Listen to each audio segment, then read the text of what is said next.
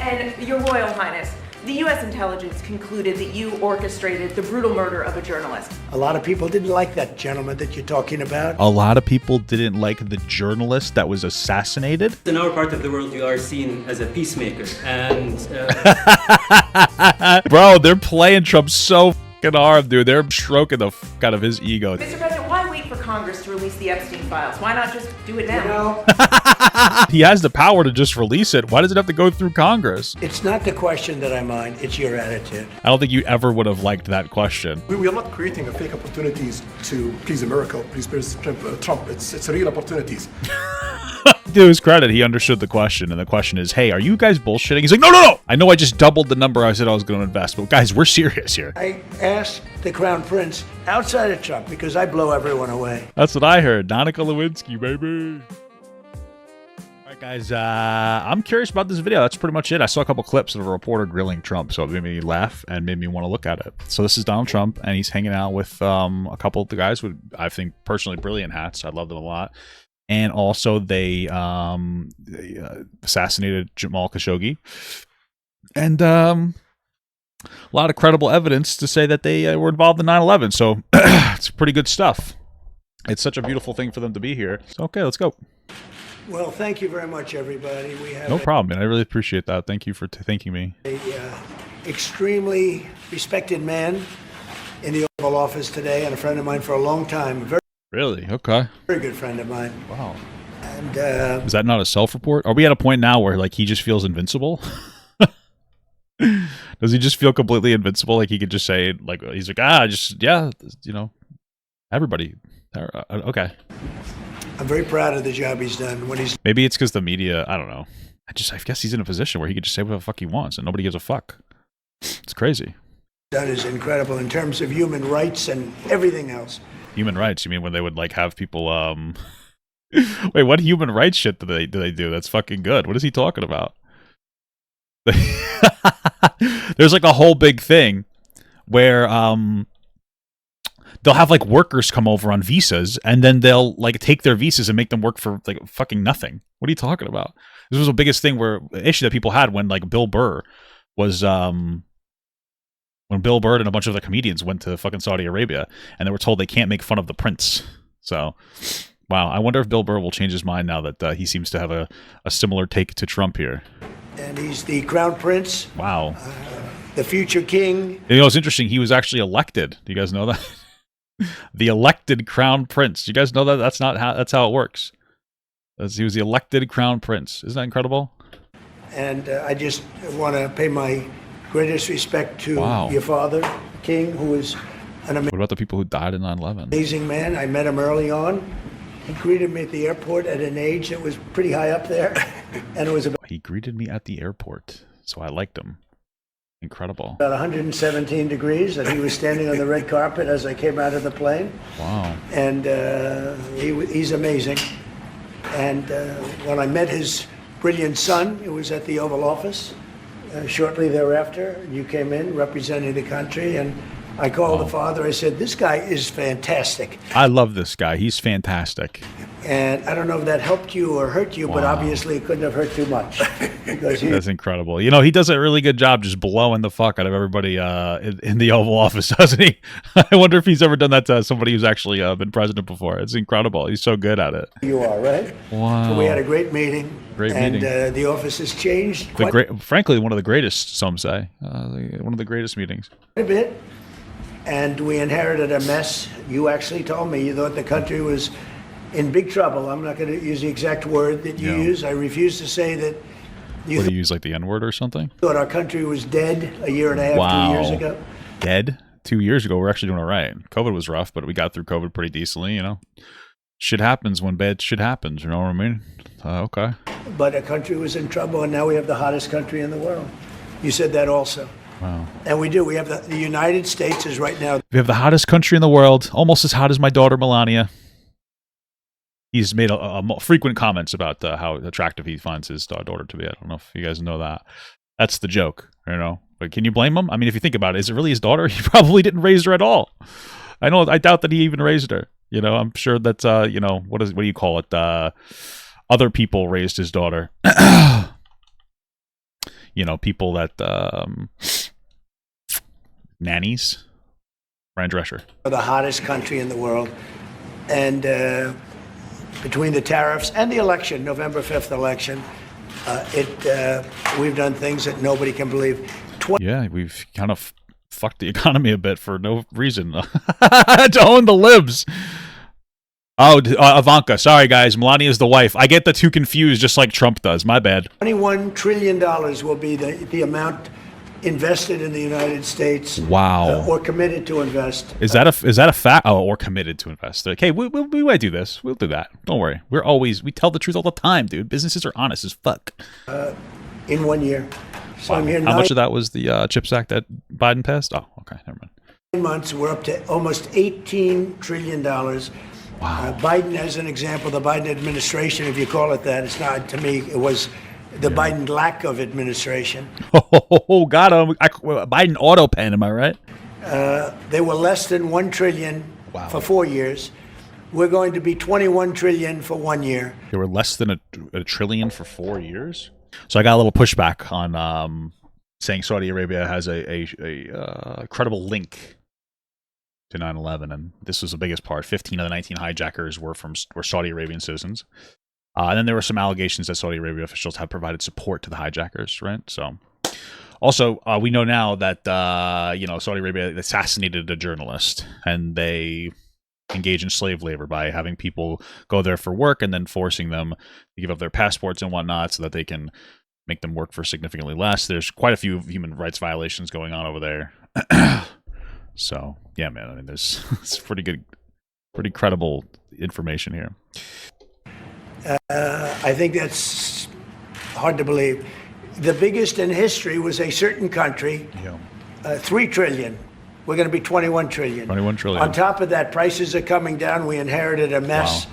The prices are not, they're actually going up, but okay. With high prices. Wow. The worst inflation in the history of our country. History of our country. And just so you guys know, there's literally nothing that would explain it. It's not even like, oh man, there was a huge issue that happened, and then that caused like the entire world market to collapse because people needed to stay home because of a sickness. That didn't even happen, guys. It's crazy. By the way, guys, apparently in the Revolutionary War, 1778, that was actually the worst inflation ever. I think our inflation was like 8% at the highest. Was that really like? I mean, that's pretty crazy. But what is the peak inflation during COVID? It was 8%. I mean, that's rough, but it's not even like, considering what happened to the world market, things were shutting down. I mean, I don't think it's that bad. Okay. We had inflation that was a single 4 years, the worst inflation in the history of the United States. That's incredible. Gas prices through the roof. Gas price. And by the way, there's no explanation for that. It's not like another country called Russia invaded Ukraine and then we had to sanction them and punish them for, by not purchasing their oil or anything, which would cause an issue with that, right? There's nothing to do with that. It's really just Biden do be bad. I find it's so funny to me that, like, every time there's an issue, people vote in somebody on the left to fix the problem, like Barack Obama, and they do, or Joe Biden, and they do, and then they elect a fucking Republican to literally ruin it. And that Republican just spends time saying how bad the economy was. But it's like, maybe if you guys stop fucking up the economy, maybe we won't have like an issue. I mean, Donald Trump increased deficit spending before COVID by $350 billion. For reference, Obama cut the annual federal deficit in half from 1.3 trillion to 650 billion. So, yeah, I just feel like you guys are like a little bit of some silly goose guys here. And that's after destroying our petroleum reserve, which was meant for wars and big emergencies, not to try and win an election. I don't understand what that means. Okay.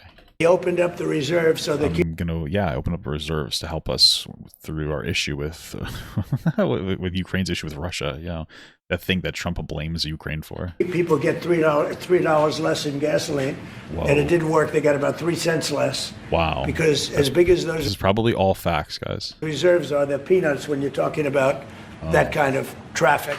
Right. And we're Like how one of your best friends for 15 years sex trafficked women. You remember that guy? You ran on it. You ran on the release of the files for Epstein, and then you were like, "Oh shit, I can actually do it. I gotta stop this at any cost." rebuilding the reserves. We're doing all of this, and we've done a job. We're also Did Trump actually sell off more reserves?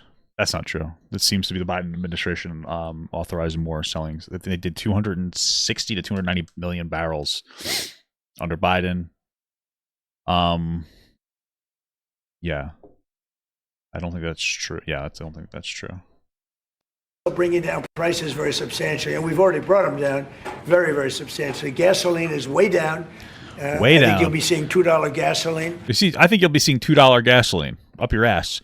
So just to be clear, one of the reasons gasoline is down, so you guys know, is that we have released the winter gas. Yes, I don't know the specifics, but there is a difference between winter gas and summer gas. Winter gas is cheaper. I think it has to do with the fumes in the gas and like the heat having an impact on that. So they, you know, we have a different type of gas. It's kind of like when you have like a hot dog farts, you know, versus a chicken fart. It's a little bit different. One of those is worse. You know what I'm saying?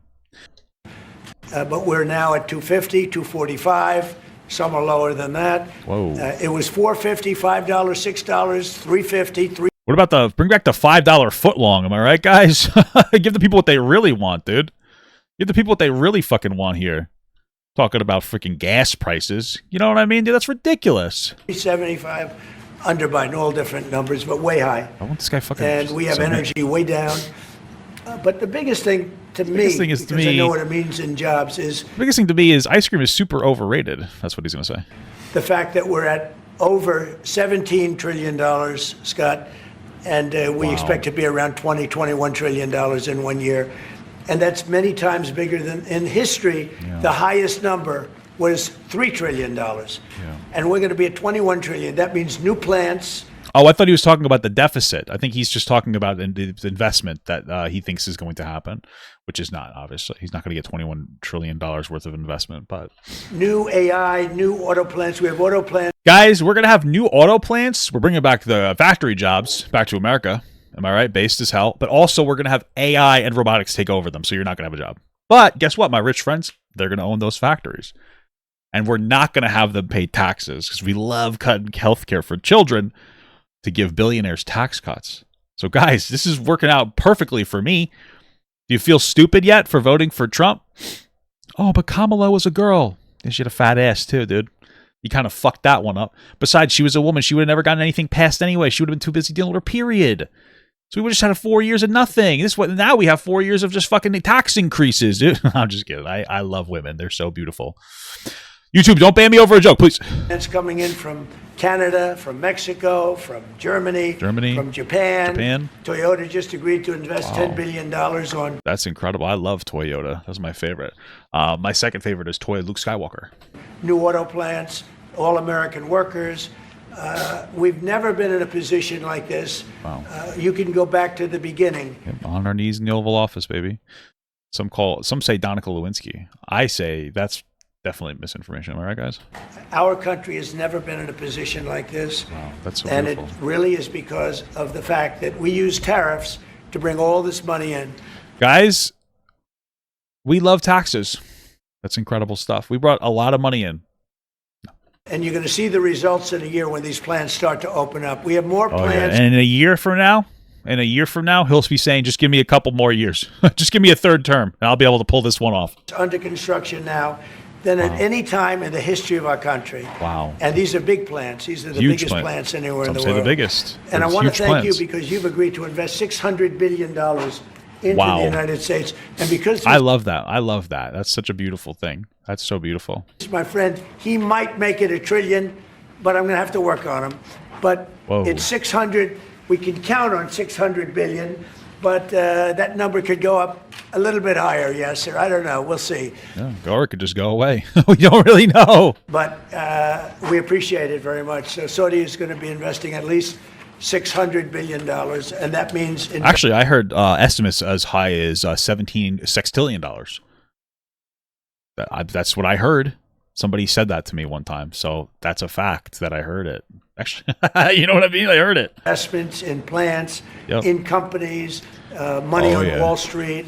And what it really What does that money come with? I mean, they're like not a good leadership government. They'd be doing that whole monarchy thing. So like, how good is it that we have, you know what I mean? Like, how good is that? Is that a good thing? Is it a good thing? Like, you know what I mean? Like, is it a good thing to have all this money coming from, you know, the guys with the government that treats his people like shit? That engages in civil rights violations? Although I guess we don't care about those anymore, huh? You know, we don't really give a fuck. Because we do those. We're starting to do those. means for everybody that really counts as jobs. A lot of jobs. A lot of jobs. We have a lot of jobs. So A lot of jobs. I just want to thank you. I can only think of one, personally. That's why I'm not president. Steve Jobs. And blowjobs to Bill Clinton. That's the other one I think of. We've been really good friends for a long period of time. We've always been on the same side of every issue. I think we've done a great job in wiping out the nuclear capacity of Iran. Wow. Nobody else could have done that. No other president would have done it. None of them. We had the pilots in the Oval Office right here. We were celebrating a very successful. You guys remember when Donald Trump lied about how there were like a bunch of dead people that were on there were a bunch of dead people that were on Social Security, and then he,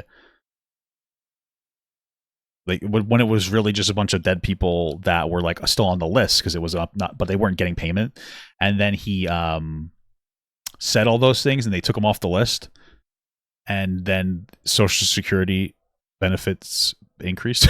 Like, we spent more money that year. Isn't that incredible? Attack. So I had them in with that beautiful B-2 bomber that's over there.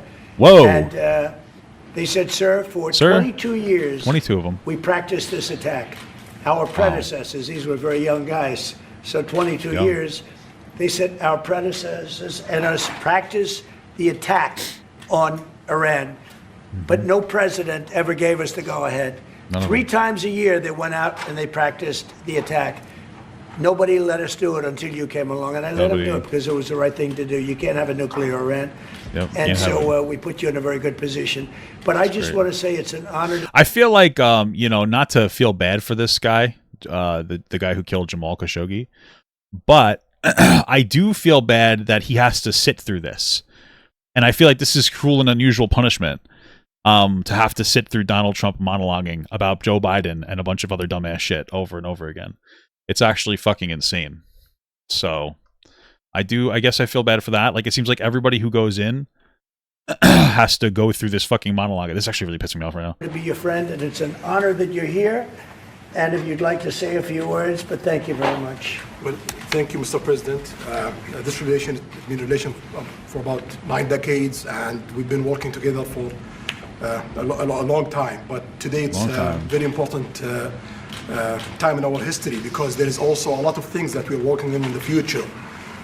We believe in the future of the United States of America. We believe in what you're doing, Mr. President, really creating a lot of good things and good foundation to create more economic growth, more business in America. Business in America. And it will also your work for the world peace. I believe, Mr. President, in the... Yeah, I was thinking that the same thing the other day. I was like, you know what makes me feel like somebody loves peace? Renaming the department, you know, being in charge of the Department of War, changing it to the Department of War. That's like, that screams peace to me. Department of Defense, no, that to me, it's like, it's not. It's just like, oh, what are you guys trying to do, a war? But when I hear Department of War, I think this is reverse psychology, actually. You know what I mean? What the fuck? Today and tomorrow, we're going to announce that we are going to increase that $600 billion to almost $1 trillion of investment, real investment and real opportunity by details in many areas. And the agreement that we are signing today in many areas, in technology, in AI, in rare earth materials. By the way, guys, don't be afraid AI might take over your jobs. Don't. That's just fake news. So don't worry about that. Magnet, etc. That will create a lot of investment opportunities. So you are doing that now. You're saying to me now that the $600 billion will be $1 trillion. Definitely, because what we are signing, it will facilitate that. And yeah, definitely. We're going to spend $1 trillion, dude. What the fuck? I like that very much. I love that. I love big number. Big number make me happy. Go ahead. All right. No, that's great. I appreciate that. Don't you like that? Like, to Trump, if you just say, yeah, sure. He's like, that's true. I love that. You're definitely going to do that? Okay. Great. We're doing numbers that nobody's ever done. Ever. And in all fairness, if you didn't see potential in the U.S., you wouldn't be doing that. Definitely. You don't want to lose money. As you said, Mr. President, it's the I wonder how much these people laugh at Donald Trump for being such a fucking idiot. Like, all they have to do is be like, yeah, big number. And he's like, really? And he starts clapping like a fucking seal. Like, how much? It's literally it. There's nothing there except for like, fucking, that's it. That's the entire strategy. Like, the easiest way to manipulate Trump is to just stroke his ego, or maybe let him stroke yours. I don't know. That's pretty much it. That's all you have to do. It's fucking embarrassing. the most hottest country in the planet. But what you're creating is not about opportunity today. It's about also long-term opportunity in the rest of America that will affect American economy positively in the next Part of the deal. Absolutely. Part of the deal, baby. coming decades. Preparing the right foundation of emerging technologies. That's a game changer for America in a good way, and we want to be part of it. Yeah, we're doing really well. And this, you don't see what we're doing so much because we have, although the construction industry sees it. If you look at Caterpillar, who's been incredible, the tractors, everything else, the numbers that we're doing in construction are unbelievable. Some of the plants that we're building, AI, and they're building their own electric with the plant. I gave them the right to build their. Well, yeah, they kind of need to build their own electric because it fucking eats up electricity. Every prompt like sucks farts out of my ass. It's fucking terrible. That's that's one of the concerns. They put stress on the grid. And I've seen some things that say that like Americans are paying for it. Like they're using more electricity, but they're not really paying for their own electricity. We end up subsidizing it pretty significantly. So it fucks us over at the same time. Own electric with the plant because no country, frankly, will have this. China's working very hard to produce enough electric, but we're beating China substantially at AI, which is a big thing. And we had a great meeting 2 weeks ago with President Xi, but on AI, I don't know, man. I think China probably has a monopoly on Asian intelligence. You know what I'm saying? Doing well. And I have a man, David Rommel. Yes, sir. David, could you say a few words about what you're seeing on the job front and all of the some of the assets, and also how we've been helped by the Saudis in terms of the kind of investment they've made? Please. I could never be like a public official. It's so fucking. Imagine having to sit there every single day. JD Vance and I don't know, older Pinocchio. I don't know who the fuck this guy is. I forget his name. Mark Ruffalo or something. I think it's Mark Rubio. You got to just sit there and listen to Trump jack himself off over and over and over again. Holy shit, this is fucking crazy. Certainly, thank you for the opportunity. I am a facility leader for GE Vernova, and if you look at the landscape for GE Vernova investment, over $750 million in the U.S. Focused on true manufacturing jobs here stateside. We're looking at tripling the output of our Greenville, South Carolina facility, where we make the gas turbines that are supporting U.S. needs as well as the Saudi Arabia needs. Right. So real jobs, $300 million in gas investment, resulting in over 500 pieces of new equipment. I got lots of gas in me, so. Being installed in the Greenville, South Carolina facility. That translates into roughly 1,800 jobs across the board for GE Vernova. As we try to... That's it? I would have expected more jobs than 1,800. Scale capacity to be able to meet this demand. Along with that, we're partnering with local communities to build the skill set that's required to meet these capacity needs. Oh, okay. So what I just heard is we're going to have to outsource to India again. That's one of the funniest things to me is that like we came in and Trump's like, we need more jobs in America. And then... it's like, oh, we got to outsource all our labor to India, which makes sense because they are generally have more, individuals that are qualified for certain tech jobs. But, when you cut the Department of Education, it's hard to get educated or hard to get people to be educated enough to fulfill these jobs. So it's like a silly thing. And it's so interesting because I think that people have this like misunderstanding of America where they're like, we're a huge country. We have so many people that are qualified. Most people in America are extraordinarily stupid. And I'm sorry that it's a fact. We are a country of 50 states, but the better way to look at it is we are a 50 countries. That is a fact. Our states are pretty fucking big. And compared to like a lot of states in Europe, or countries in Europe, our states are as big as countries. I think California just hit the number 4 largest world economy. I think New York is the 7th largest world economy. I think Florida is like up there too. Texas too. They're all up there. They might be top 10s, right? And so, like, we don't have we don't have a lot of people, but they're very stupid. And we're like, in order to fulfill the demands that all of our people have, we do need to outsource labor. Now, could we educate people? Yes. Not by cutting the Department of Education, and not to be an asshole, not by overly focusing on religious education. Religious education's shitting in my ass. I don't know what else to tell you. That's it. It's just shitting in my anus. Literally shitting up my ass. It's just shit. You know, it can be good. Being religious is good, but purely religious education is too much. And so these are our problems. This is why we unfortunately need H-1B visas. If you want to change that, we need to educate people. If you want to do that, you have to actually be willing to have a government, like federal government subsidized local government education protocols. They're not interested in that because everything's indoctrination to them except for, I guess, the religious part. I don't know. So it is what it is, but so that talent pipeline is incredibly important. So it's real jobs. Real jobs in the manufacturing space.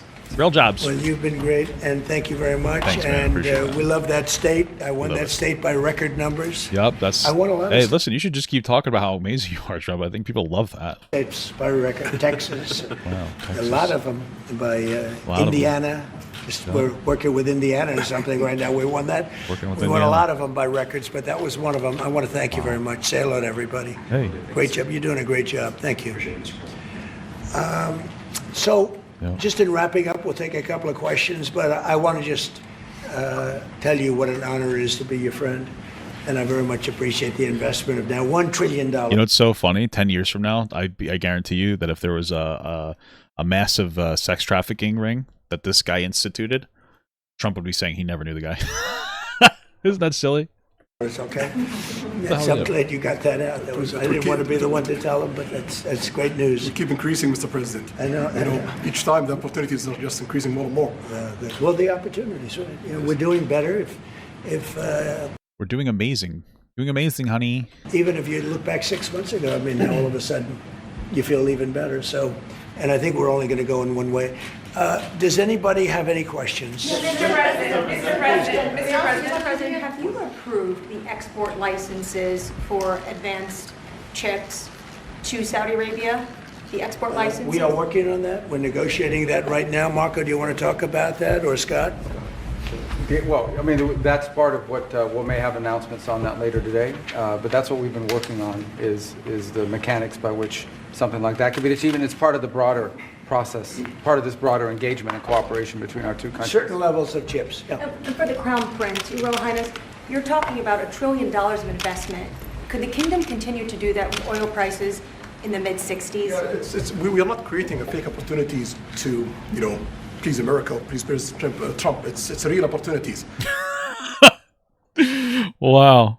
I mean, to his credit, he understood the question, and the question is, hey, are you guys bullshitting? He's like, no. This is all real.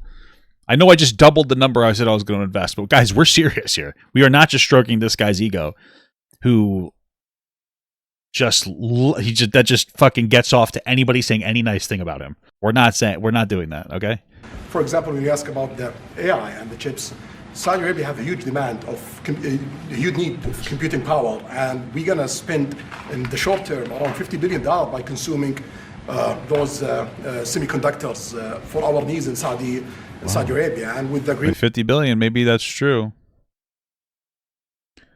Doesn't sound like fucking $1 trillion. that we're gonna have with South America that will allow us to focus that consuming power in the short term by $50 billion from South America, and long term with hundreds of billion dollars. I love numbers. In the long term. So there is a lot of real opportunities that fit to our need in Saudi Arabia and fit to our investment strategy. Mr. President, is it appropriate, Mr. President, for your family to be doing business in Saudi Arabia while you're president? Is that a conflict of interest? Yes, the answer is yes. It's a conflict of interest. Just to be clear. All right. Fucking Jimmy Carter sold his goddamn peanut farm. All right. Trump is owning businesses that does work with different Middle Eastern countries all the time. Didn't he just get a fucking jet from Qatar? You know what I mean? Like, what are we doing? He just got like a $5 billion, I think, business deal in Qatar as well. Oh, but it's not him. It's his family. He has no connection to that. He's constantly full of fucking bullshit. And Your Royal Highness, the U.S. intelligence concluded that you orchestrated the brutal murder of a journalist. 9/11 families are furious that you are here in the Oval Office. Who are Why you? should Americans Who are trust you you? with? And the same to you, Mr. President. No, who are you with? I'm with ABC News, sir. You with who? ABC News. That's crazy. She just fucking owned him with that question. Fake news. ABC fake news. One of the But the worst. question is- One of the It's interesting because what she said wasn't fake news, but you just got fucking. You literally just got mogged. worst in the business. But I'll answer your question. Let's answer the question. I have nothing to do with the family business. I have left, and when I've devoted 100% of my energy. What my family does is fine. They do Oh yeah. Does he think he's going to answer the 9/11 and the Jamal Khashoggi question? business all over. They've done very little with Saudi Arabia, actually. I'm sure they could do a lot. And anything they've done has been very good. That's what we've done. We've built a tremendous business for a long time. I've been very successful. So yes, it's a conflict of interest. I decided to leave that success behind and make America very successful. And I've made How's that going so far? This is year 5, and we're no better off. America more successful by far than it ever was. Yeah. And that it ever could have been, no matter who was president. There would be nobody bringing in $21 trillion. That I can tell you right now. I'll tell you, I agree with that. No one is going to bring in $21 trillion of investment.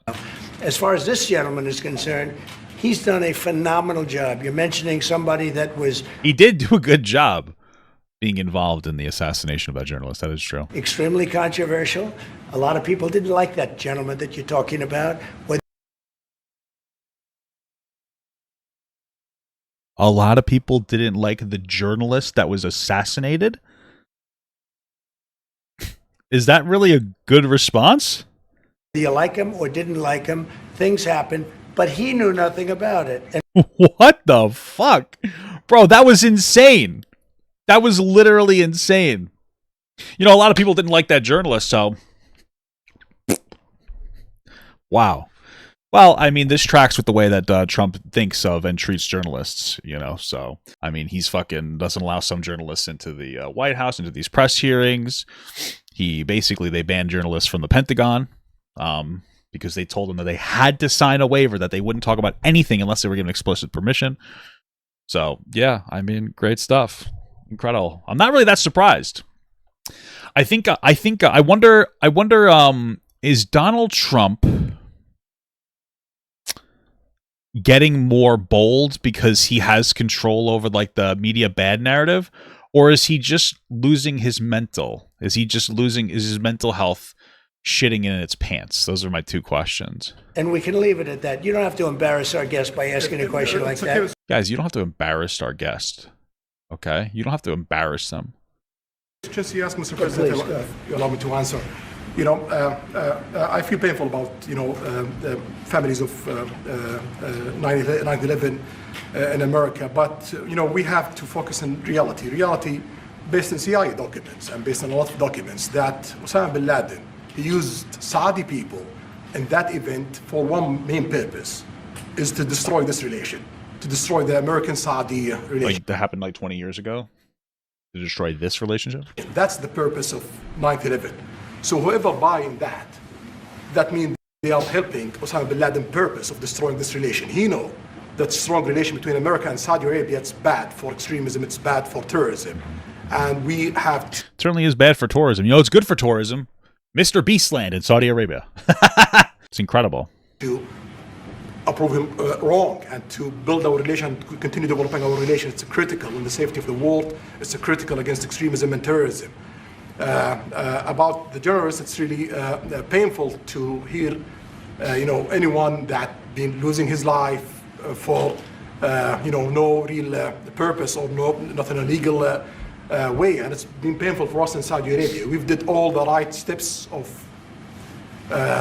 investigation, etc., in Saudi Arabia, and we've improved our system to be sure that nothing happened like that, and it's painful and it's a huge mistake, and we are doing our best that this doesn't happen again. Mr. President. I think he's a good speaker. Thank you, Mr. President. The Crown Prince has been instrumental in helping lifting the sanctions on Syria. Will there be any joint investment between the U.S. and Syria? And will you visit Damascus? Are you from Syria? When she says joint investment, she might be talking about a little, the way that he jointly invested with Bill Clinton. I don't know. No, but Where are you from? I'm from Palestine. Oh.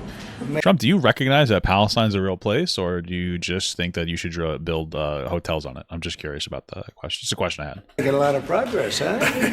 In the opposite direction, yeah. Very good. Well, they like me. The Palestinians like me.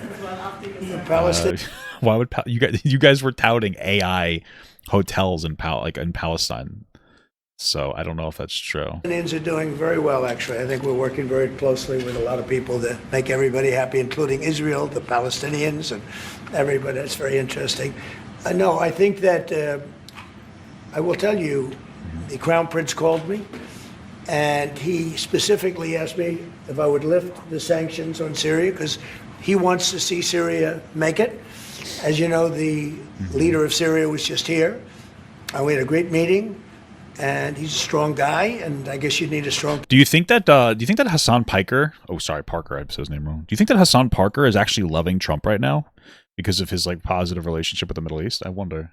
So just to be clear, apparently we have sanctions on Syria, primarily to pressure the al-Assad regime to end its violence against civilians, cease human rights abuses, and allow for political transition. All right, so it sounds like we're trying to put somebody else in charge in some capacity, but I wouldn't doubt that these human rights violations go on there. I wish we would sanction Israel as well. What the fuck? That's my only issue. What the hell? Person to run it, and I think Syria's made tremendous progress. We did lift the sanctions at the request of the Crown Prince, also the President of Turkey, Erdogan. Called me specifically. He said, if you don't lift the sanctions, Syria doesn't have a chance. If you do, they have a very good chance. And between the two of them and some others, I lifted the sanctions. And the results so far have been pretty good. Mr. President, can I ask you a question about the F-35s that are being sold to Saudi Arabia? Are these the same ones that are being used by the Israeli military? And if so, how does that allow for the qualitative military edge for Israel? And then I want to ask you, because you brought up the plight of the Palestinians, are you aware of relocation flights to South Africa that are taking place right now? Which flights? There are relocation flights that are taking place. Some Palestinians are being charged up to $2,000 I'm not going to South Africa for the G20 because I think their policies on the extermination of people are unacceptable. So I'm not going, so I won't refer to anything having to do with South Africa. South Africa has behaved extremely badly. But I will say that when you look at the F-35 and you're asking me, is it the same? I think it's going to be pretty similar, yeah. How will that This is a great ally, and Israel's a great ally. I'm assuming the implication is, are they going to arm? I mean, I don't know if Saudi Arabia and Israel are in conflict. So I guess they are contentious in some capacity because Saudi Arabia supports the establishment of a Palestinian state. So I guess the question is do you feel like you're going to give Saudi Arabia a military edge against Israel? Do you think that's an issue? I guess. Ally. And I know they'd like you to get planes of reduced caliber. I don't think that makes you too happy. They've been a great ally. Israel's been a great ally. And we're looking at that exactly right now. But as far as I'm concerned, I think they are both at a level where they should get top of the line. Yes, please. I don't know. I guess the only, listen, I'm not going to sit here and say I'm the most educated on this, but I will say that makes me a little hesitant, I guess, from a United States world position, because Israel, with their flaws, are like an active ally of ours, and we have a level of control over them, a level of it. Whereas Saudi Arabia and American relations are somewhat new, so I don't know if, I don't know, that might not be a good idea to give them an edge just yet, or to put them on the same footing technologically. And I guess militaristically, I guess you'd say, but. If I could just ask about the direct talks between That's all right. Steve, 1 second. Go ahead. Have you reached an agreement on a U.S.-Saudi defense treaty today? And are you going to bring up the Abraham Accords in your discussion? I already brought them up. What did you say? I think I got a positive response. Would you like to respond? Yeah, so definitely we believe having a good relation with all Middle Eastern countries is a good thing. And we want to be part of the Ibrahim Accord, but we want also to be sure that we secure a clear path of two-state solution. And today we have a healthy discussion with Mr. President that we're going to work on that to be sure that we can prepare the right situation as soon as possible to have that. I think we're, I don't want to use the word commitment, but we've had a very good talk on the Abraham Accords. We talked about one state, two state. We talked about a lot. No, one state is not a good idea. I'm assuming they're talking about Israel-Palestine. It would have been nice if in the conversation about the Abraham Accords, which happened under Trump in his first term, if they brought in some kind of Palestinian representation, since they were having basically conversations about Israel and other Arab nations working together, like their relations between each other. But a one-state solution wouldn't work at this point. Unfortunately, like Israel and Palestine, they hate each other. A two-state solution, I think reparations to Palestine would make the most sense. A lot of things in a short period of time. We'll be discussing it further, too. But I think you have a very good feeling toward the Abraham Accords. Yes, definitely, Mr. President. We want peace for the Israelis. We want peace for the Palestinians. We want them to coexist peacefully in the region. And we will do our best to reach that day. And the defense agreement? I mean, I will say, gulping the fuck out of a lot of other, like, very influential Middle Eastern countries would probably help push that to that point, I guess, of potentially peace in the Middle East. Between Israel and Palestine at least, maybe, because I know that Palestine gets a lot of their backing from other Middle Eastern countries and their support. So I guess if that support wanes because they want to fucking come guzzle America, maybe that could work. I don't really know though. Or Trump could just get super fucking played, which he seems to be really good at. So, have you reached agreement on that? We pretty much have. Quick question for the Crown Prince, if I could just finish. We have reached agreement on that. Okay. I wanted to ask you about the direct talks between the United States and Iran. Have you been fully briefed on that, and are you concerned at all about how this might impact Saudi security interests? Well, we are close allies. We'll be working closely together on that issue, and we will do our best to help to reach a deal between the United States of America and Iran. And we believe it's good for Iran's future to have a good deal that will satisfy the region and the world and the rest of America. So we will do our best to see that day happen. And by the way, Iran does want to make a deal. I can say I think they very badly want to make a deal. I am totally open to it. Does Iran actually want to make a deal? I could swear that Iran is in the pocket of Russia, no? Maybe not in the pocket of, but they have pretty strong relations. I mean, I would see that's one of the biggest... Russia doesn't like America having like influence in the world, so I can't really see them, letting go of all their chips as much as possible, And we're talking to them, and we start a process. But it would be a nice thing to have a deal with Iran, and we could have done it before the war, but that didn't work out. And something will happen there, I think. But they would very much they may say something else, but they would very much like to have a deal. Do we have a timeline? Yeah. Do I run? Yeah, I ran. And then I ran out of breath trying to run. Going to sell 35 F-35 jets. You said you are planning to sell the F-35 jets to Saudi Arabia. Yeah. Is it part of the security agreement? And how you assess the defense partnership between Saudi Arabia and the United States? And the question was... Well, I just said it, though. I mean, we're going to sell them F-35s. That's the end of the question, I guess. Is it part of the security agreement or no? No, we're going to have a deal. They're going to purchase F-35s. They're buying them from Lockheed, and it's a great plane. We make, by the way, the best military equipment. You saw that during the Iran little skirmish. We make the best planes, the best missiles. We make the best offensive missiles. We make the best military equipment in the world. Nice. Okay. Apparently, we've kind of officially made Saudi Arabia like a major non-NATO ally, so that's interesting. I don't know. I don't really know how I feel about that. I mean, it's probably not a bad idea to pull them closer to us if we can actually keep them under control to some extent, and maybe get their human rights violations under control. That could be pretty cool. I don't know though, dude. I mean, I don't know. I'm skeptical about getting too close to a country that abuses its own people and is incredibly regressive. I mean, they're slowly making progress, I guess, but still, that's fucking crazy. For His Royal Highness, I would like to ask you about how you see the cooperation between the United States and Saudi Arabia in the advanced technological field, especially AI, and how it will support Saudi Arabia to serve its goals to achieve the vision of 2030. Well, I will try to answer that in short, but definitely there's a lot of interest in many industries between Saudi Arabia and America, and we are signing a lot of agreements in different areas that will really add value to American economy, but also to add value to us in Saudi Arabia. And AI, it's critical for us because one of the long-term problems that we could have is lack of workforce. As you've seen in the past few years, some of them have reached 30% of the global immigration to Saudi Arabia. So we know that to assure the Saudi Arabia...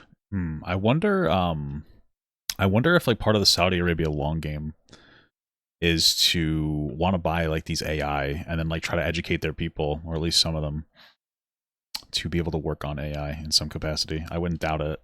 Like trying to do like the long game, like, oh, we buy it from America, but we get so many H-1B visas that it benefits us significantly. GDP growing, with the lack of workforce that we have, we need to use a lot of computing power to replace job in the long term. So that's huge demand in Saudi Arabia, and we want to link it to American private sectors and getting the supply from America. So there's a lot of opportunities in that area. And we're also involved in AI in Saudi Arabia. So we're working, and we're leading by a lot on AI. By actually a lot. China would be in second place, but we're leading by a lot. And I have to say this, and our relationship with China has been very good. And as far as buying our farm products, they're pretty much on schedule, Scott. I'd like you to call them, say if they could speed it up, it would be good. Okay, but they're pretty much... I'm sure they'll take that and they'll speed it right up for you, bud. On schedule. Please. If I may, I have a question for both the conference and Who are you? Faisal Abbas from Arab News, Saudi Arabia, Your Excellency. It should be a friendly question. Your Royal Highness. I think it's a little interesting if you have more friendly questions from, I guess Middle Eastern journalists than American journalists. I mean, it seems like the American journalists are actually willing to ask the tough questions. Just picking up on something you've just mentioned about how some people try to destroy the relationship between Saudi Arabia and the United States. Perhaps, But I mean, it's probably not that. It's probably not that skeptical, because I don't think that there is a single person in the room that's ever like wanted, a journalist killed or ordered their death or had an involvement in their death or anything. So fortunately, we're good on that front. Since the launch of the vision, we've been used to having the bigger picture and that everything fits into the bigger picture. Might you want to elaborate a little bit about where is the relationship, the bilateral relationship, the strategic partnership between Saudi Arabia and the United States heading, and what's the big picture there? Well, I don't think it's a relation that we can replace it from the Saudi side or the American side. It's a critical relationship for our political attempt, for our economical attempt, for our security, for our military, for many things. And it has been there for 9 decades. And the opportunities that we have today, it's huge. And it seems that it's going to get deeper in the next few decades. And what we are having today and tomorrow with President Trump, it's really a huge new chapter on this relation that will add value to both of us. When you think about it, I'm just sitting here. You're with the future king. Future king, guys. By the way, he's talking about himself. He wants to be the future king. A man who's respected by everybody. A man that doesn't have to be doing this, really. He doesn't have to be... Sorry, he's a future king, but he doesn't have to be trying to boost relations with another country? Is that your final answer, or how's that going to work? I don't have to be doing it either. And yet we're sitting here taking questions. We didn't say, oh, you can't talk about this. And there's never been... Well, I don't think that you could just be like, no, I don't want to talk about that. Transparency like this. Even in his country. But there's never been... In our country, that's been acknowledged. Sorry, what did you say? Say like this. Even in... What? Talk about this. And there's never been transparency like this. Even in his country. But there's... Well, yeah, I guarantee you there's no transparency in there, so... Never been. In our country, that's been acknowledged. But we didn't put restrictions. And I'm saying it's sort of wonderful to be taking questions from all over the world. Everybody's here. This is just a small group representative of tremendous numbers of media that are outside, that are very jealous that these people were so selected. But they're representing a lot of people that are outside. I think it's terrific that we could be sitting here being this open, and I think it's really a wonderful thing. If you don't mind, I have a personal question for you. Okay, here we go. I should have said that. So apart from everything you mentioned in your opening remarks, you forgot to mention that you've de-escalated 7 wars since you started. At least Oh yeah, you forgot to mention you're such a good guy. in our part of the world, you are seen as a peacemaker. And Bro, they're playing Trump so fucking hard, dude. They're stroking the fuck out of his ego, dude. It's actually insane. I mean, good for them, I guess. They really know what they're fucking doing, I'll tell you that much. adding that to all the executive orders and everything else you've mentioned. Jesus Christ. Trump, did you know that you're literally known by the entire world as the greatest guy ever? Yeah, I did know that, actually. Now that you mention it, I actually knew that. I really have to wonder, in your speech in Saudi Arabia, I was there, you said that His Royal Highness does not sleep at night thinking how he does things better. We wonder in Saudi Arabia, how do you manage your own time? And what's your formula for management? He does not sleep much, and I don't sleep much. I think we have the same... Trump, you're an amazing guy. How do you get it done? That was the question, just so you guys are aware of that. The question is, Trump, you're such an amazing guy, and you have such a nice penis. How do you just get it done? Schedule. We're thinking about our countries. And if you sleep a lot and you're president, we just had one that slept more than any president. Oh, they called him Sleepy Joseph Biden. That's who he's referring to, of course. Sleepy Joe. Sleepy Joe Biden. Broke every record. He sleeps all the time, during the day, during the night, on the beach. The only guy could fall asleep on the beach with the press watching. No, he's not a sleeper. I'm not. Didn't Trump take like one of the most vacations than anybody else? He just played golf all the time, and the supporters were like, "No, that's right. You need to play golf. Golf is where you get shit done, boy." Not a sleeper. We don't. We talk at night. Hey, we can talk. I can call him almost any time. He goes, "Hi, how you doing?" It's like the craziest times. But no, craziest times. When you love your job, when you love your country, love it. And when you're in a position like we are. Yep. Future king, highly respected, crown prince, and in my case, president. He's talking about himself on all those. You're thinking about your country. You're thinking about making America great again. We're thinking about keeping Saudi Arabia strong. We're keeping it great again back in the day when we used to do lots of terrible things to minority groups. We're bringing it back. We're just terrorizing them.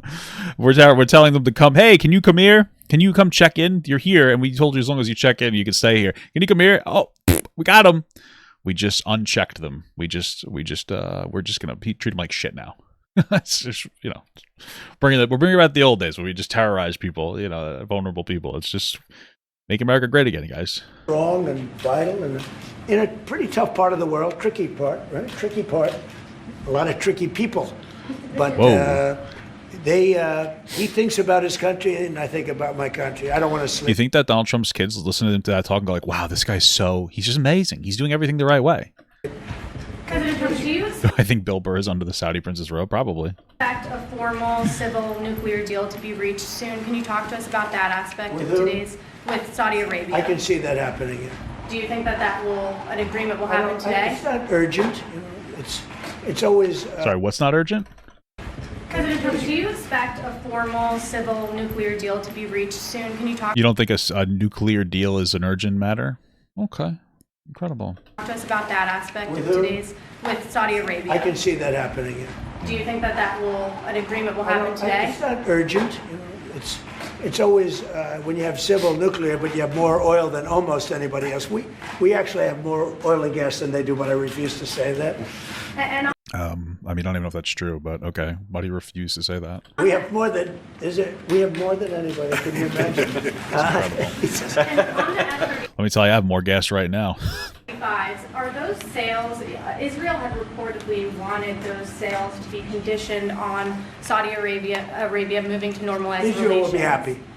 Israel is going to be happy. Condition of the F-35 Israel's aware, and they're going to be very happy. Okay? They're going to be perfectly happy. Yeah, please.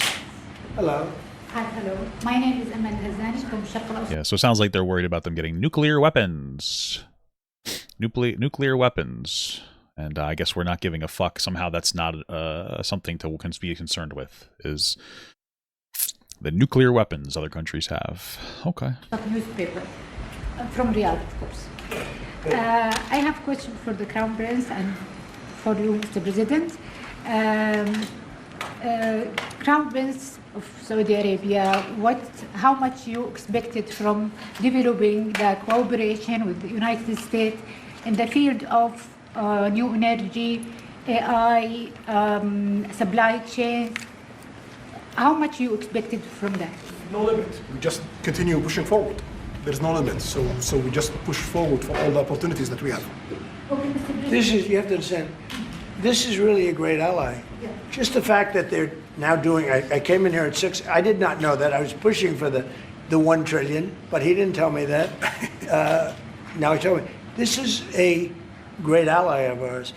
You know, when you invest $1 trillion, that's national security for us too. Because why is that national security? Because they give us money. Wouldn't that, if anything, be a potential compromising of China national security if we focus too much on money and not enough on regulating how we get the money or the conditions for the money, like not having them sign security agreements, which really are heavily contingent or mostly focusing on nuclear energy regulation, or excuse me, nuclear weaponry.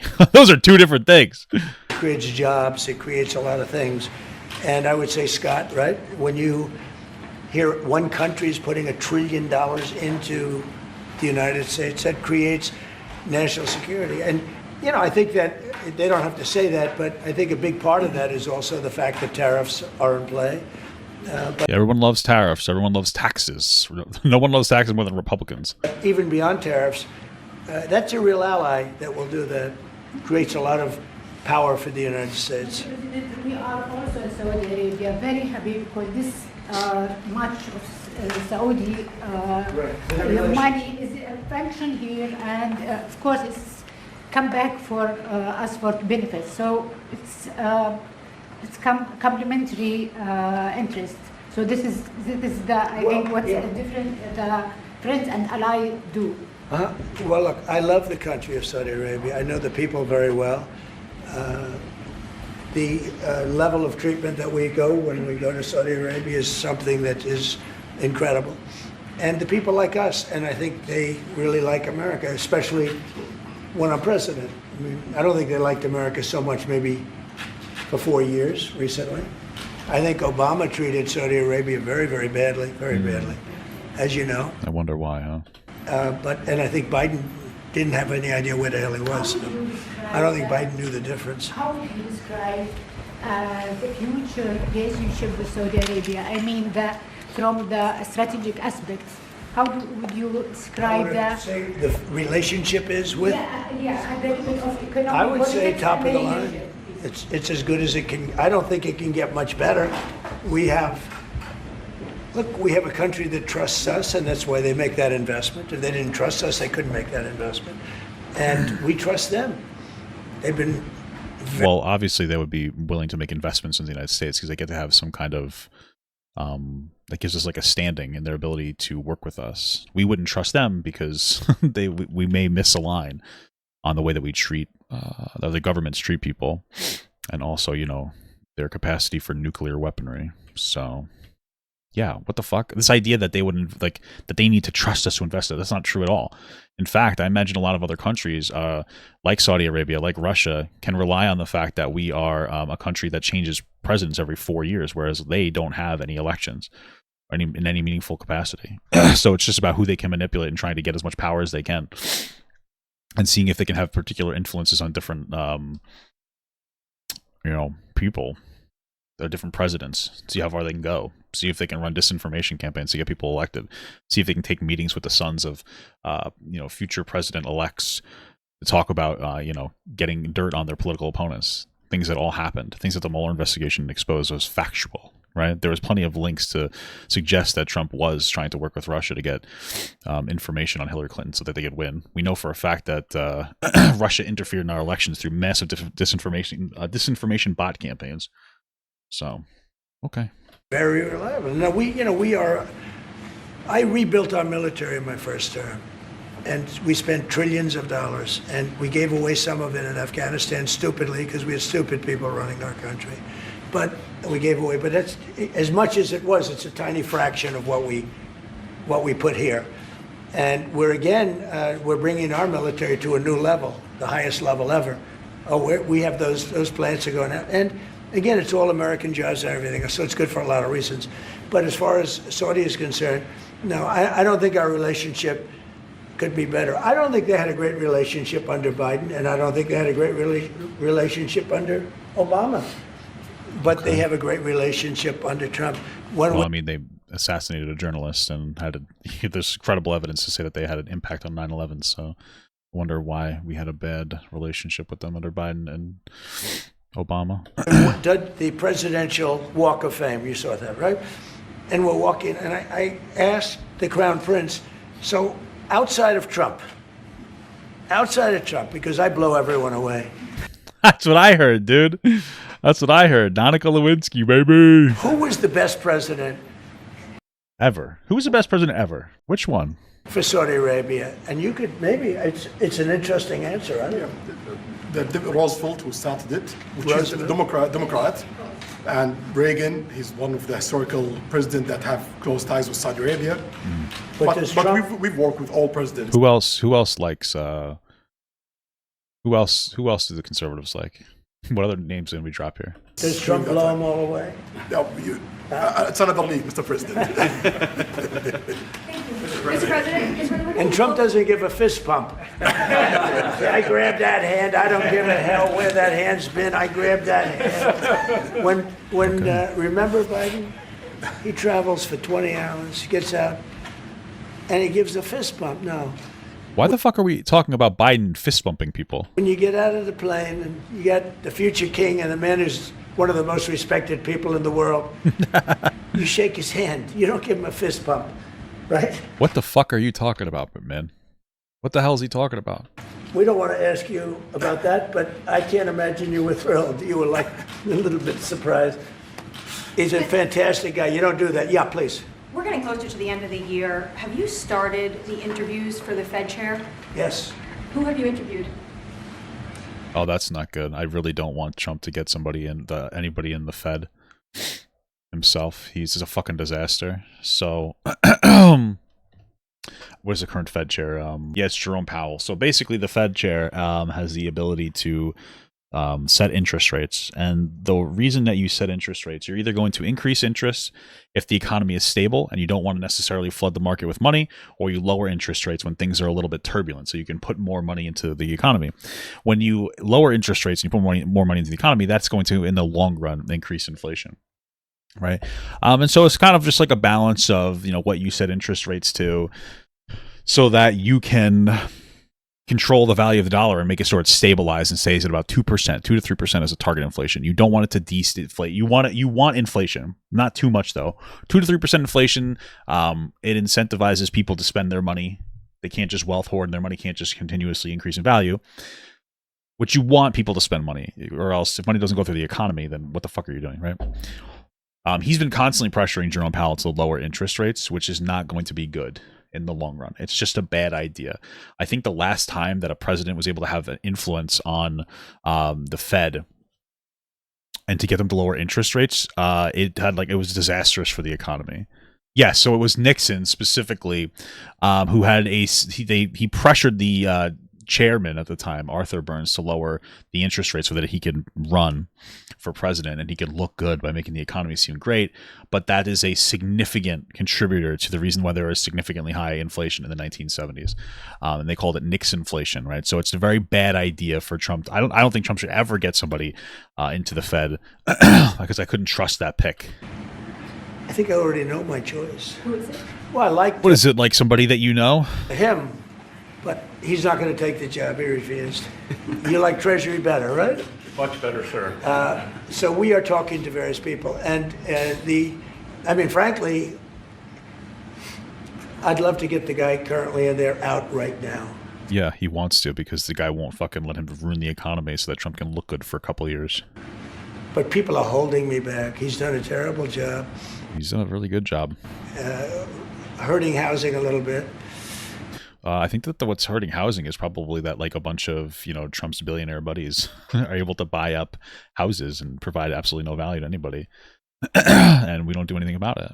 Why have there been no like regulations on like fucking BlackRock or something like that? Why haven't we tried to do some on a regulation on them so that we can get them to stop buying up a bunch of houses and having a significantly negative impact on the economy? Like what's going on with that? The truth is we've been so successful, we've blown past his interest rate stupidity. He's been wrong. That's why I call him too late. He's too late. Jerome Too Late Powell. He was recommended to me by a guy that made a bad choice. I find it so funny that like when Biden puts an influx of money into the economy because we were going through a really tough issue called COVID. That's a bad idea because we give it directly to people. But I guess if we allow it to happen through, interest rate reduction and through, I guess it's okay. Like, why is it okay? It's going to flood the market with money. It's going to have a negative impact overall on inflation. So, and it's too bad. But despite that, it's having very little impact because we have all of these things happening. But it has an impact on housing to a certain extent. He's a fool. He's a stupid man. But we have some very good people. Yes, sir. You'll be sitting down with them in the near future, and we have some surprising names, and we have some standard names that everybody's talking about. And we may go the standard way. It's nice to every once in a while go politically correct. But we have some great names. Steve, please. Have you talked to President Maduro of Venezuela yet? Are you still open to that? He wants to talk. Yes, sir. Yeah, I'm open to talk. I talk to everybody. But no, he wants to. They treated us very badly.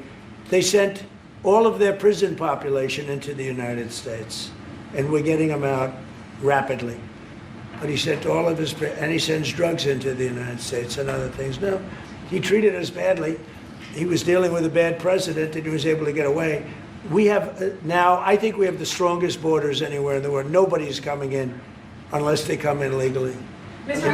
Well, a lot of the people that were coming here were coming in legally. They were at least going through the system, which was the asylum seeking process, which makes sense to offer considering we destabilize countries all the time. I mean, didn't Trump just give $20 billion to Argentina, destabilize the fuck out of them by getting some idiot elected, and then like he gave a bunch of money to them to try to force them to stay in power despite the fact that his policies are failing. So yeah, I mean, it makes sense.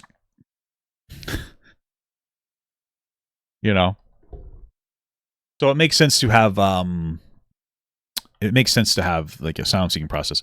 The problem is that instead of just trying to fix it by shoring up some of the loopholes, making it so that we go through the process quicker, because some people, it takes years to go through, and by the time that the things go on, by the time that they need to be by the time they might get denied, they don't, they'll disappear or something like that. So it'll be good to expedite the process. More lawyers, more judges do have an impact on this. Put more money on the border. We don't do that, though. I guess we just shut it down for a while. It's not exactly a good idea. So, unless they come in legally. We're taking very weak borders where millions of people came in. For the last 6 months, I mean, I don't do these reports. They say 0 people have been able to come in. Whoa, is that pretty good? Mr. President, why wait for Congress to release the Epstein files? Why not just do it now? That's so valid, dude. Why not? You ran on releasing it. He has the power to just release it. Why does it have to go through Congress? What the fuck is that all about, dude? Just release the fucking files already. It's not the question that I mind. It's your attitude. Oh, really? I don't think you ever would have liked that question. Hey, Trump, why did you run on releasing the Epstein files? And then when you had the ability to release the Epstein files, you've been pussying out. Can you answer that question for us? I'd really like to know that one. Can we have the answer to that question there, bud? Like, let's fucking hear that. I think you are a terrible reporter. Wow. It's the way you ask these questions. You start off with a man who's highly respected, asking him a horrible... is this the same girl from before? I love her. What the fuck? She's fucking based as hell. Trump, why did you say that you thought your daughter was hot when she was underage? Why did you say that? Why did you say that? This is a real thing he said, by the way, just to be clear. I like this reporter. Subordinate and just a terrible question.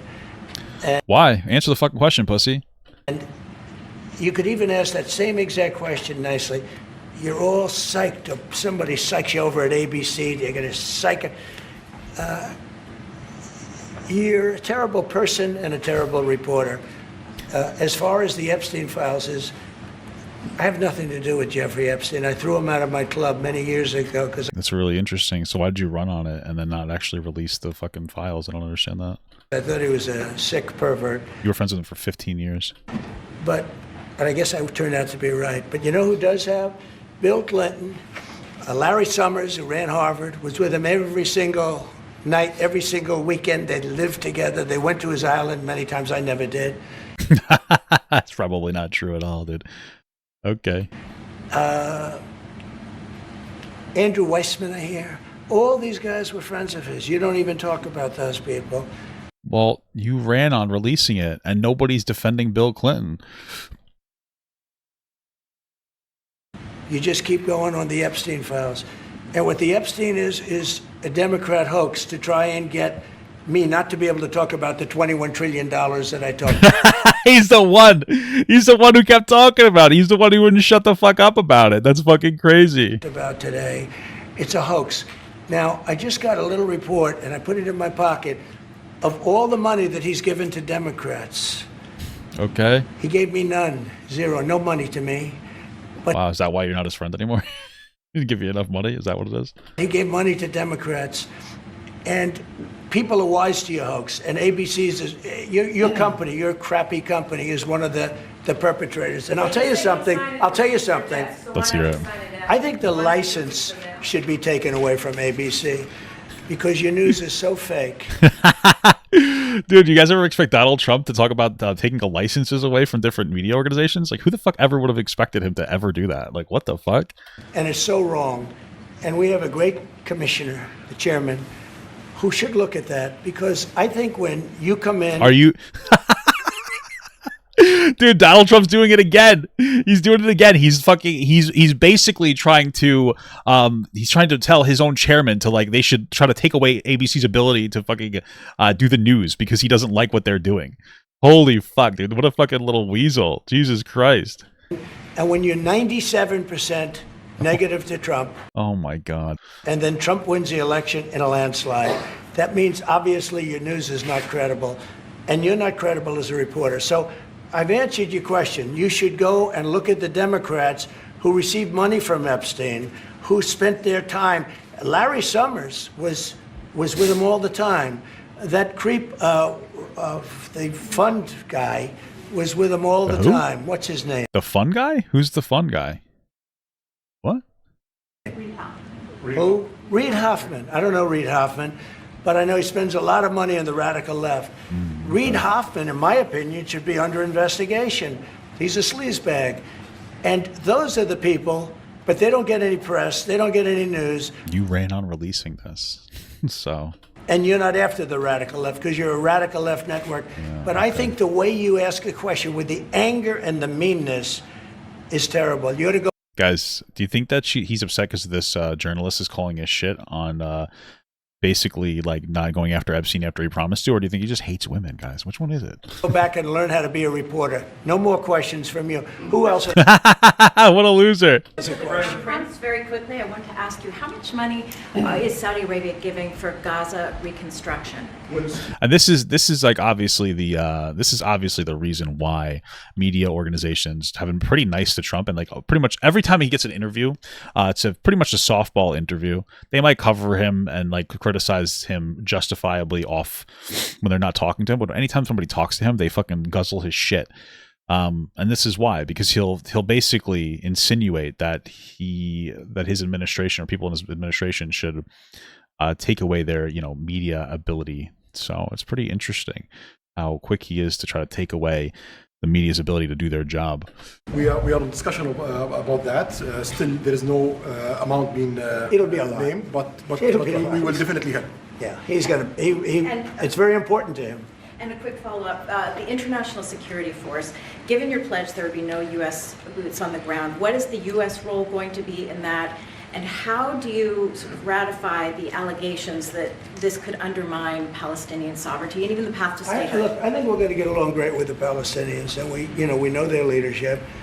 We just had a very... Isn't Hamas their leadership? You're going to get along great with them? I'm a little confused. Wasn't he like super anti-Hamas before? I hate to say war, but it was a war. Very, very successful. And you could say really it was on behalf of everybody. We did that on behalf of everybody. And the he does not look happy about that. What the fuck? Allegations that this could undermine Palestinian sovereignty and even the path to statehood. Look, I think we're going to get along great with the Palestinians, and we know their leadership. We just had a very, you hate to say war, but it was a war.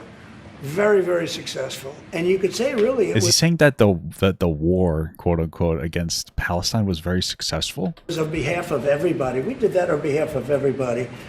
And Look at how pissed the prince looks here, guys. the outcome was extraordinary because we had the best pilots, the best equipment, the best planes, the best everything. And Israel bought the best equipment. They bought it from us. Everything's from us.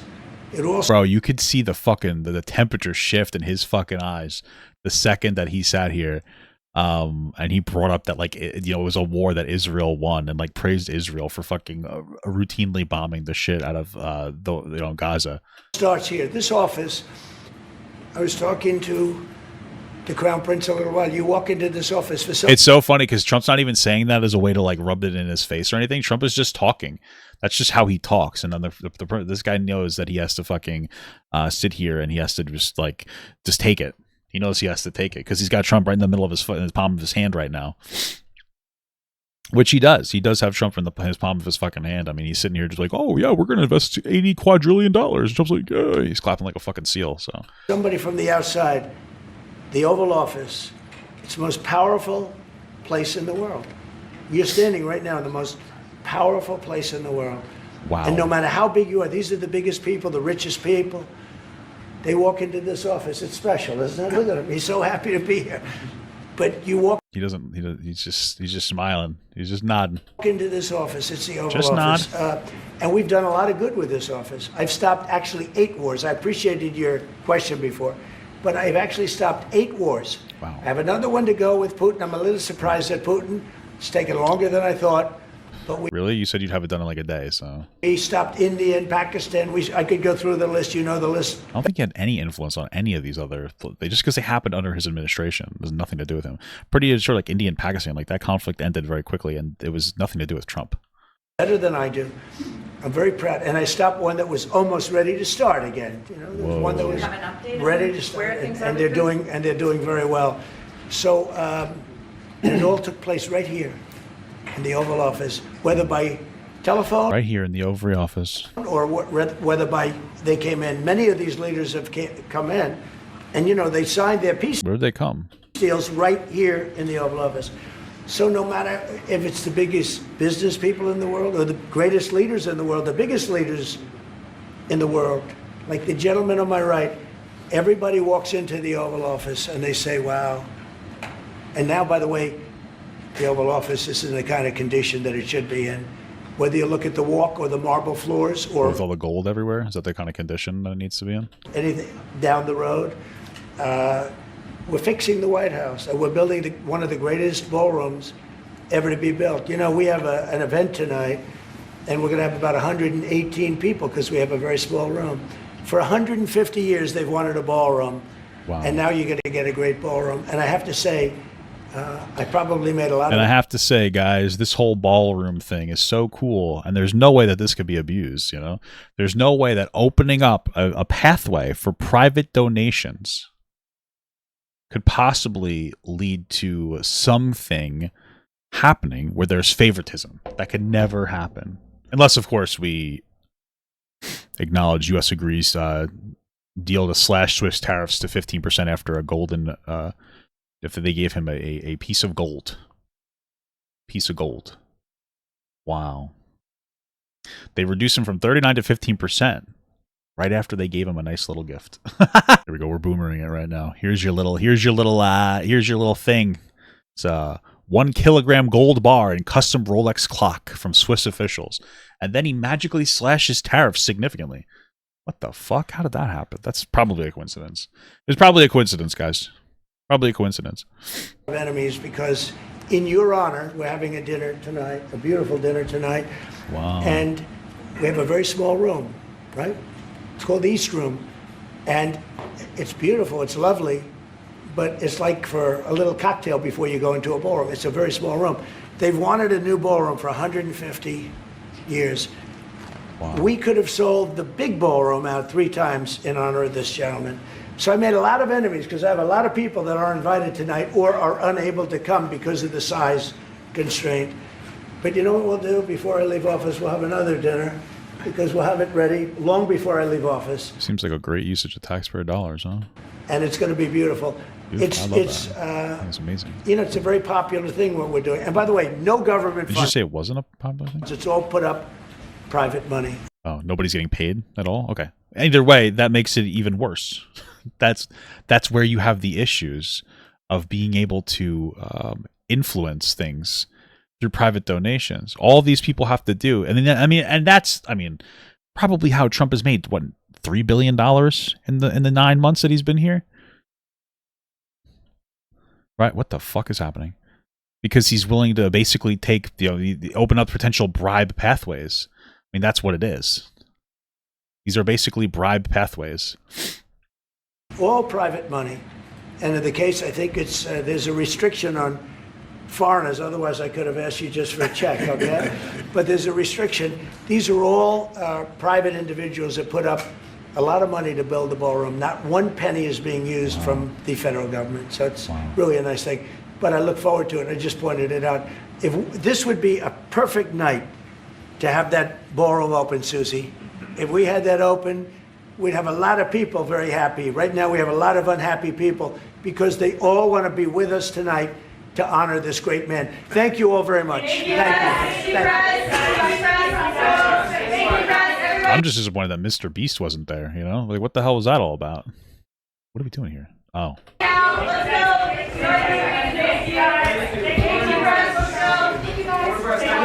Thanks, guys. So wonderful. Thanks for having us. Here, this is Jamal Khashoggi's wife talking. I want to watch this real quick. And joining me now is the widow of Jamal Khashoggi, Hanan Aladar Khashoggi. Mrs. Khashoggi, thank you so much for being with us today. There is no doubt who's responsible for the death of your husband, and yet here we are, seeing bin Salman. Welcome to the White House. What are your thoughts right now?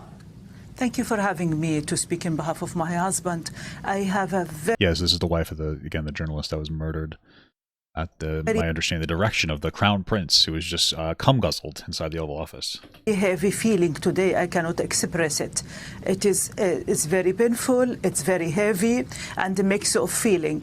I wish Jamal here to welcome him because Jamal was very open to meet with him and to explain to him what is his mission and vision. But unfortunately, they just decided to take his life away without listening to him. When the Crown Prince have a first visit in 2018, Jamal was waiting for invitation from the Crown Prince to be heard because what he have a good tension to his country and he have his sword. What I really wish out of this visit, this subject it's open and is not being forgotten, and there is things that need to be done. There is unfinished business here. This is what I can tell you. Well, you did write to President Trump and First Lady Melania Trump directly, asking for assistance in securing justice and accountability. What would that look like for you? How about not cum guzzling Saudi Arabia? It's look like it is. It's my right, and I'm persisting to reach it, to achieve it. And I'm appealing to President Trump, Miss Melania Trump, and also the new president of NSO, Mr. The ex-ambassador of U.S. in Israel, Mr. David Friedman. I'm appealing to them, and I need some help to bring some justice for me and for my husband, because there is no justice done yet. I mean, them killing a journalist. I mean, it's a journalist. We should be protecting journalists so that they have the ability to, do their job and feel safe doing it.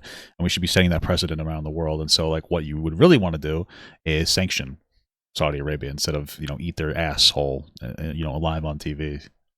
Crown Prince did take accountability in 60 Minutes of 2019, and nothing happened behind this. Nothing happened to show the world there is a sincere apology and regret about this horrible crime. There is unfinished business here. And have you even, just on the most basic human level, Mrs. Khashoggi, have you ever gotten his personal effects back? I don't, and I'm persisting to ask and to get it back. You keep asking and you haven't gotten it yet. I did not. The answer I get... What are his personal belongings? Because, I guess it would just be a way for Or to help her move on by collecting whatever things they have in their possession. It is very funny and is very unhelpful from the embassy here. Turkish embassy is asking me to go to Turkey and file a case. At the same time, they intimidated all the lawyers to open the subject again because I'm still persisting to take the 18 man to a fair trial in Turkey and different location in the world. Well, I'd like to ask you a little bit more about that because obviously your husband paid the steepest price for speaking out, but you have also been targeted by authorities after his death. What can you tell us about that? I've been targeted since I got engaged to him, not after his death. I've been targeted from 2017, which is I did not know until I flew here to US, and my device has been dived through by a Citizen Lab. It's very bad. It is very painful story I went through since I got engaged to Jamal, and it did got worse from the Emirati intelligence where I grown up in Dubai after his death. I've been detained, I've been put under house arrest, I've been tortured, and in the end, when I cooperate with Pegasus project, we discover actually the trace. Damn. That's fucked up. They never gave her back. I think she was talking about her getting the remains of her husband back. They didn't even like give his remains back.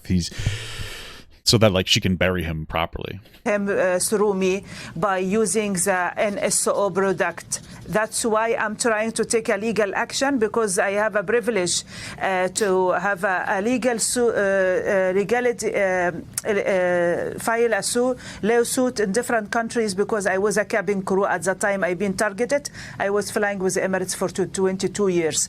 Right now I do have a case will file soon in France, UK, because what happened with me basically similar to what happened with Princess Haya in Dubai.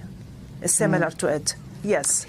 So 2025, this year, is on track to potentially be the deadliest for journalists.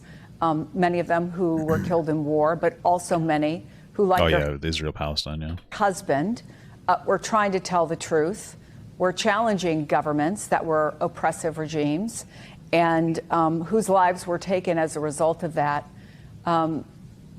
You are a wife left without a husband. There is a son left without a father. Do you think that your husband, in the end, because he knew the danger? I mean, the real question I would ask is like, do you think that the second her husband died, like she started trying to take over his brand and acting like she didn't really care? And you know, that's a question. And I don't think that I think the answer is no. I think she might have actually loved her husband, you know? He knew the risk he was taking. When you think of his legacy and what you want people to know, what he risked and why, what would you tell them? I would like to tell them what you heard about Jamal, the way he died, the way he been assassinated. It is about 10% from his real pain during his exile. Jamal, he left, he fled Saudi Arabia in summer 2017, and I can share with everybody, he was here by his body, not by his soul. He was very depressed, and he couldn't see a light in the end of the tunnel, and he did not believe what his movement will have some outcome. And this was my turn to support him, to motivate him, and to make sure he continues the way he going, because we was like a twin. He was Adam and Eve since we met first time in 2009 in Dubai. This is what I can share with the audience and with the world. And anyway, I will bring it soon with the book. I will write my story soon. Well, we will look forward to it, because for those of us who care about journalism, for those of us who care about truth, your husband and you are heroes, and you are fighters for a cause. And we thank you so much, Mrs. Khashoggi, for being with us today. Thank you very much, Ms. Chris. I appreciate it. All right. Well, I just thought that was important to highlight at the end of this, you know. So thank God Trump doesn't care about the assassination of journalists.